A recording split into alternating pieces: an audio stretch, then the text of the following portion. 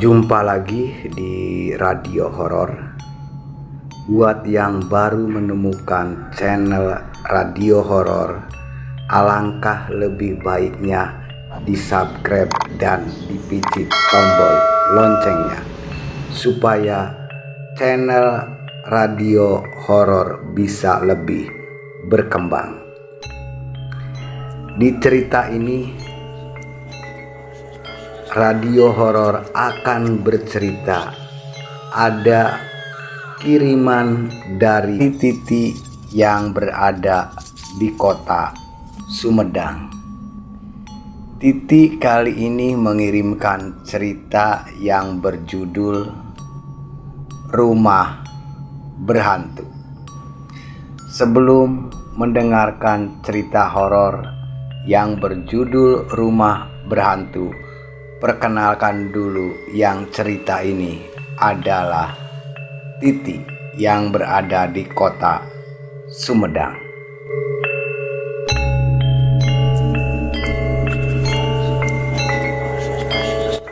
Selamat mendengarkan.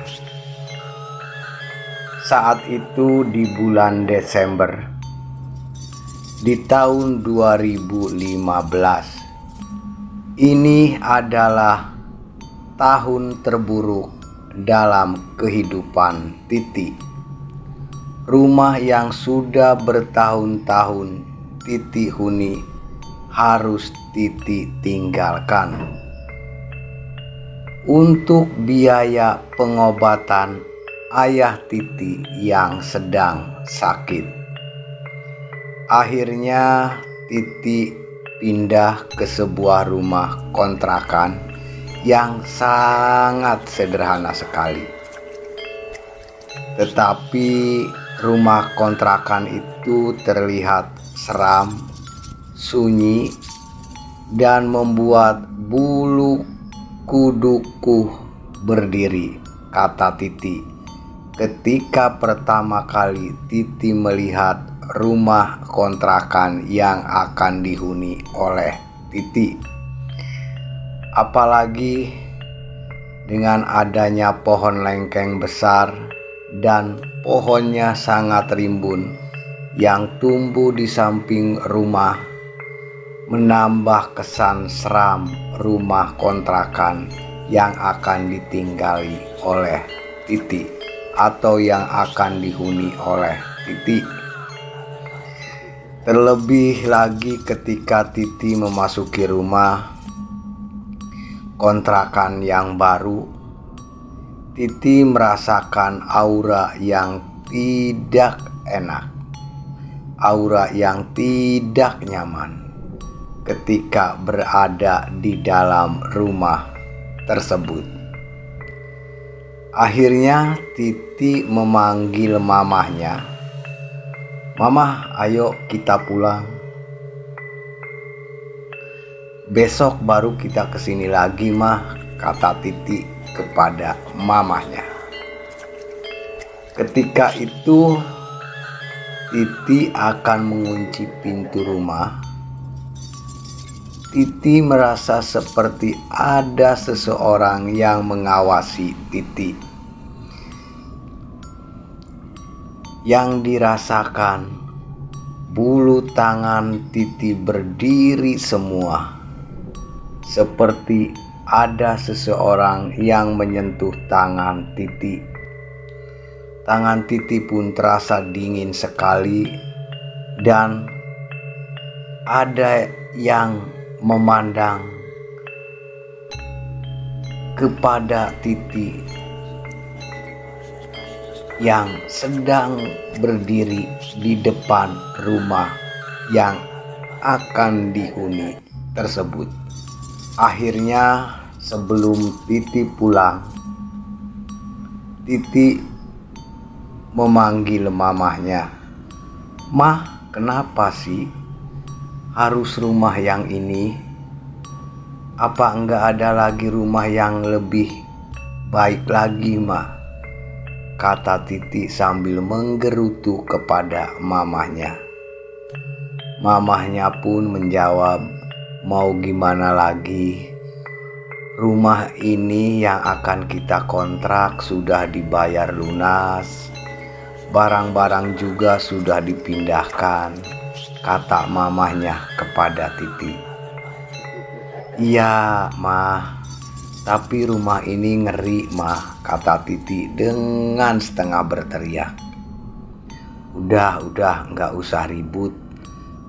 Besok kita bersihin aja rumah itu, kata mamahnya kepada Titi. Pada waktu itu memang Titi bersama mamahnya dan adik-adiknya untuk sementara sebelum pindah ke kontrakan tinggal di rumah tantenya.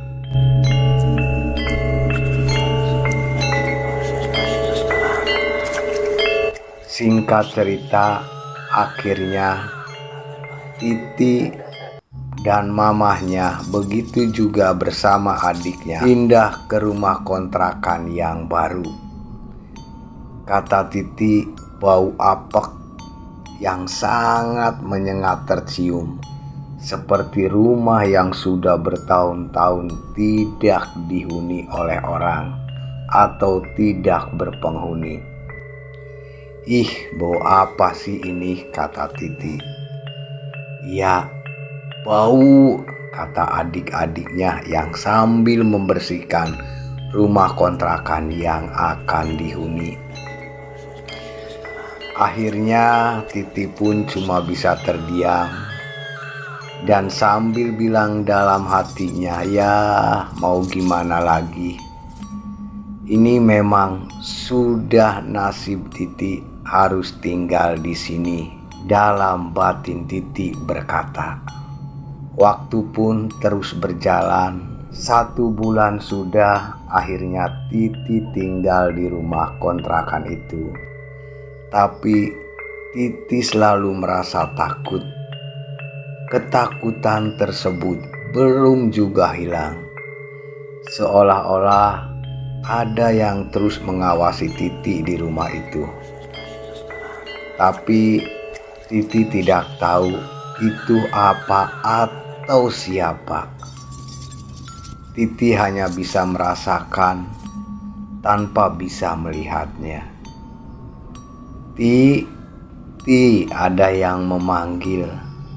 Ternyata yang memanggil Titi itu bapaknya yang sedang sakit. Ti, tolong bapak, pijitin bapak, katanya. Kemudian Titi pun terbangun dari tidur. Ketika itu waktu menunjukkan pukul jam 1 pagi. Papaku memang sudah lama sakit dan hampir setiap malam Titi dan adik-adiknya bergantian untuk memijit papanya. Dan hari ini adalah giliran Titi untuk memijit bapaknya. Waktu menunjukkan jam 2 pagi. Ketika itu Titi baru saja selesai memijit papahnya.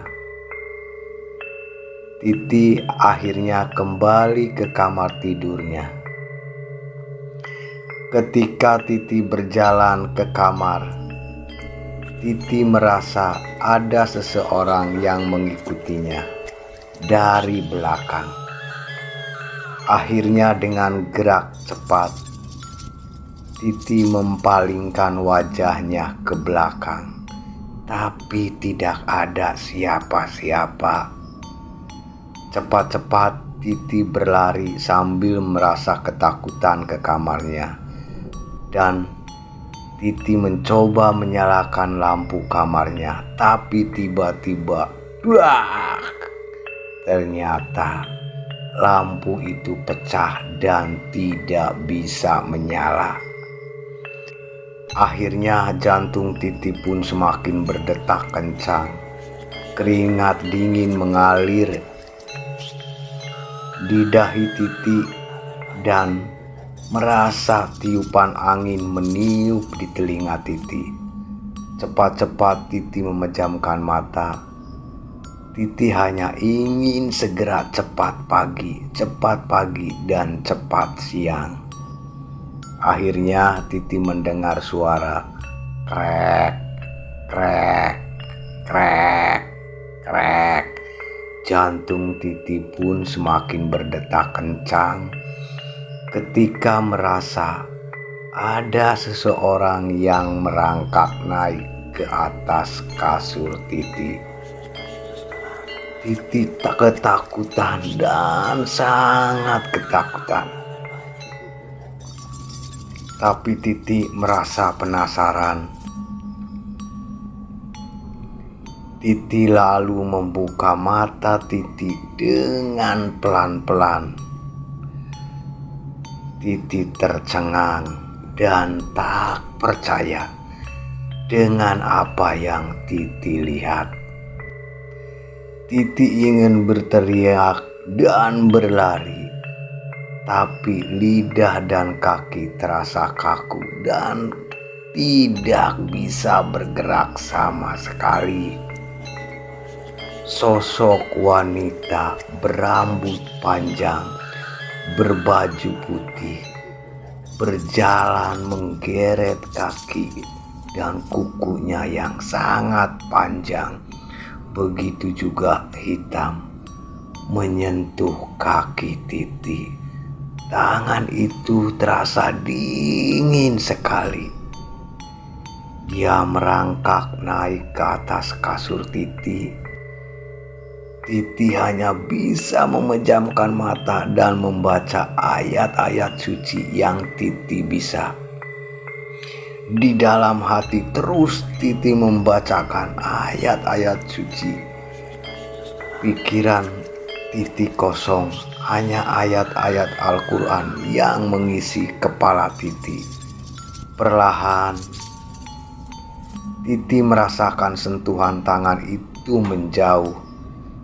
Setelah Titi membacakan ayat-ayat suci Al-Quran yang Titi bisa, Titi lalu membukakan matanya dengan perlahan, dan Titi tidak bisa memejamkan mata sampai azan subuh berkumandang. Ternyata hantu itu memang hantu yang dimakamkan di kamar tersebut, yaitu anaknya yang punya kontrakan. Itulah cerita horor yang dikirim oleh Titi yang ada di kota Sumedang. Memang hantu itu ada, kata Titi setelah bercerita. Terima kasih yang sudah mendengarkan radio horor.